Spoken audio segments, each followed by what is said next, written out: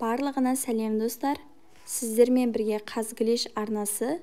Біз бүгінгі сабағымызда сіздерге ағылшын тіліндегі өз деңгейлеріңіздің қандай екенін айтып беретін боламыз. Ол үшін біздің арнаға тіркеліп, видеоны соңына дейін қараңыздар.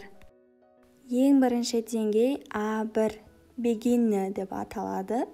Бұл деңгейде болсаңыз сіз өзіңізді таныстыра аласыз және де өзіңіз жайлы 2-3 сөйлем құрай аласыз.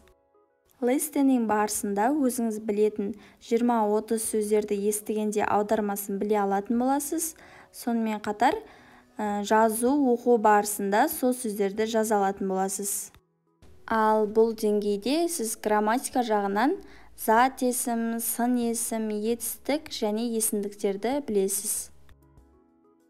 Келесі A2 elementary деңгейі.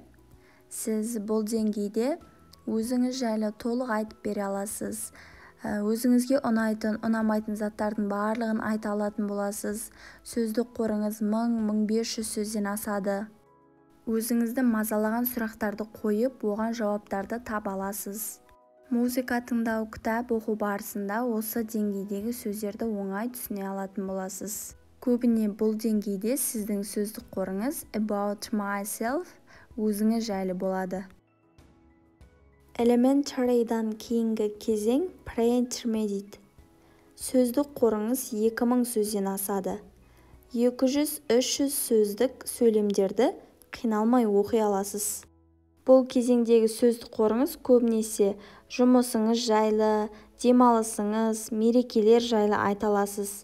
Сонымен қатар сандарды да, уақыттарды да айта аласыз. Ал грамматика барысында 3-4 шақпен жұмыс жасай аласыз. Келесі деңгей V1 intermediate. Сөздік қорыңыз 3000 сөзден жоғары.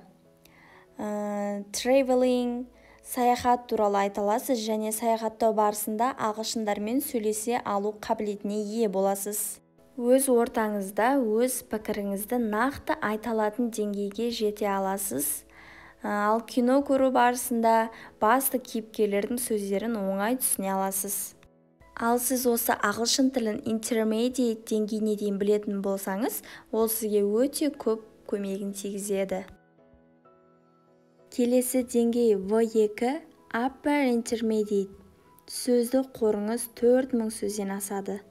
Кез келген тез айтылған сөздерді аудара аласыз. Музыка, радио барлығын түсіне аласыз. Шақтардың барлығымен дерлік жұмыс жасай аласыз. Intermediate деңгейінен де грамматикаңыз жоғарылай түседі. Келесі деңгей C1 advanced. Қиын грамматикамен кез келген сөйлемдерді айта аласыз. Сөздік қорыңыз 5000 сөзден жоғары болады. Барлық антоним, синоним сөздермен жұмыс жасай бересіз. Тіпті өзіңіз жайлы интервью бере аласыз, себебі бұл ең жоғарғы деңгейлердің бірі. Соңғы 7-ші деңгей C2 proficiency. Профессионалды ең жоғарғы деңгей. Кез келген ескі тілді, жаңа тілді сөздердің барлығын айта аласыз.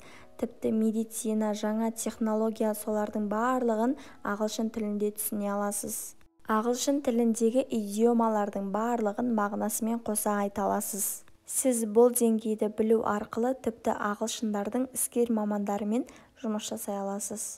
Осылайша мен бүгінгі сабағымда сіздерге жалпылама ағылшын тілінің деңгейлерін таныстырып өттім. Бірақ бұл деңгейлер мұнымен ғана шектеліп қоймайды. Өзіңіздің қай деңгейде нақты білгіңіз келсе, арнайы тесттерден өтсеңіз болады. Ал бүгінгі видео сабағым ұнаған болса, каналыма тіркеліп, лайк басуды ұмытпаңыздар.